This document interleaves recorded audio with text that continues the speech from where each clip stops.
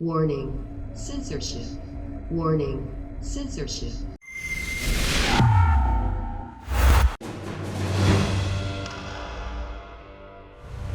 Sheila, Gunn, Reid for Rebel News, and I'm here west of Edmonton at the site of the GraceLife Church.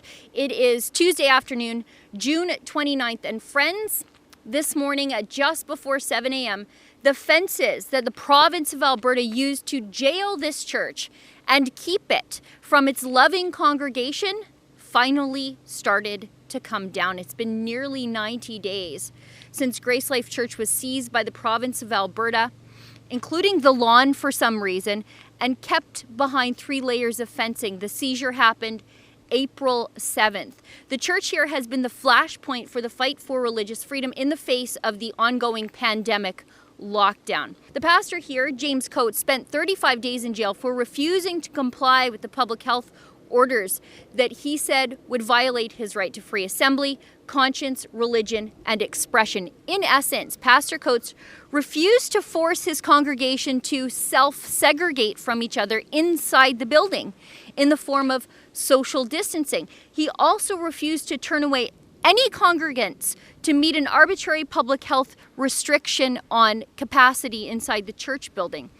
The church has been repeatedly ticketed and found itself under near constant surveillance from local police and Alberta Health Services officials. The congregation now meets in undisclosed locations every single Sunday to avoid the government cracking down on them, because at the end of the day, this is just a building. It's just a building. The church has always been the people, and the government can't stop the people. What happened here became an international disgrace, and American Republican politicians like Josh Hawley and Scott Walker have taken notice. But friends, this morning, let's get to the good news. Just before 7 a.m., my phone was blowing up as neighbors who live in the area and congregants were texting me, telling me the news that the province of Alberta is finally tearing down the temporary church prison it built in advance of returning the church to the congregation officially on July 1st. And before you think that the government has had some sort of come to Jesus moment about their despicable actions here, that is absolutely not the case at all. July 1st is the official stage 3 reopening for the province of Alberta.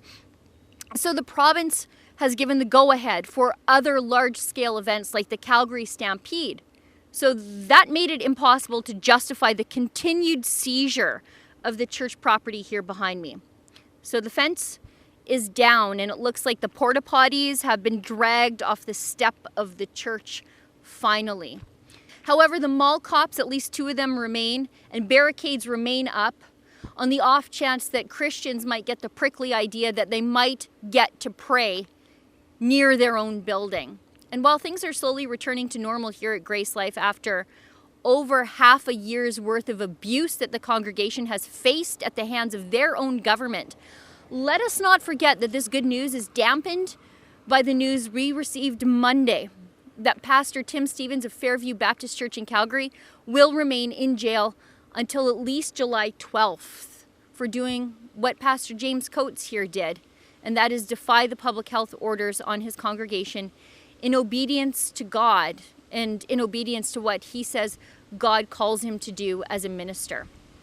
What happened here at GraceLife was a grotesque blight on the legacy of this province as a place where freedom lives.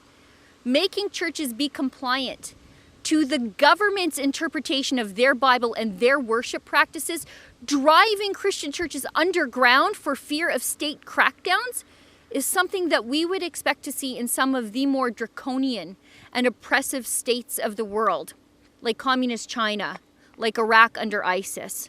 I'm embarrassed at what happened here. I'm embarrassed at the conservatives who justified any of it, demanding that non-compliant churches worship just like all the other churches, move online. That's exactly the opposite of what religious freedom is meant to protect. It's meant to protect the diversity of religious practices from the government. Now, some of those people made their strong defenses for a paycheck, but others, who are probably worse, they held their tongue for partisan reasons. The world noticed what happened here, and I won't soon forget. For Rebel News, I'm Sheila Gunn, Reid. GraceLife Church is finally being returned to its congregation after nearly 90 days in the custody of the province. That's great news, but let us not forget that Pastor Tim Stevens remains in jail for defying the public health restrictions and honoring his conscience and his religious freedom. And all this happened at the hands of Health Minister Tyler Shandro. We've got a name and shame campaign dedicated just to him so that the whole world can know what he's done. To help us with that campaign and to sign our petition, please go to shameonshandro.com.